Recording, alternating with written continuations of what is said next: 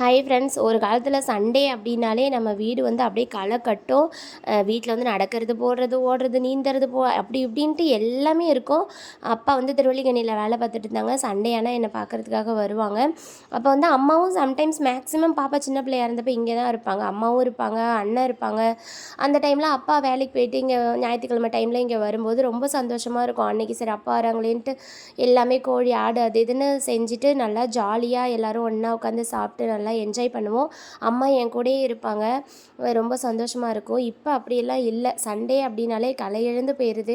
ஏன்னா அப்பா ஊருக்கு போயிட்டாங்க, அம்மா கூட இருக்கிறாங்க. அதுவும் இல்லாமல் சாட்டர்டே செய்ய ஆரம்பிச்சிடறேன். சரி வாங்க இன்றைக்கி என்ன சாப்பாடுன்னு பார்க்கலாம். என்னம்மா லஞ்சு? வாங்க இன்றைக்கி என்ன லஞ்சுன்னு பார்க்கலாம் வாங்க. சுட சுட சோறு, தக்காளி ரசம், அப்புறம் அவிச்ச முட்டை. இது வந்து பிரண்டை துவையல். ரசத்துக்கு ஏற்ற வடகம். இது வந்து அம்மா வந்து ஊருக்கு வந்திருந்தாங்கல்ல, அப்போ போட்டு கொடுத்த வடகம். ஓகேவா? போட்டுடலாமா சாப்பாடு? போட்டுடலாம். சுட சுட சோறு.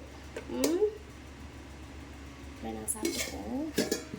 அப்புறம் வந்து நல்ல தக்காளி ரசம் சூப்பராக இருக்கும்.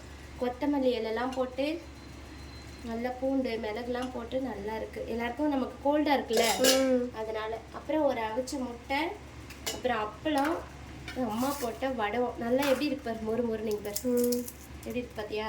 சூப்பர் டேஸ்டா இருக்கும். ஓகே. அப்புறம் பிரண்டை துவையல் மெயினா. இடுப்பு வலிக்குதுல்ல, அதுக்காக. Okay okay.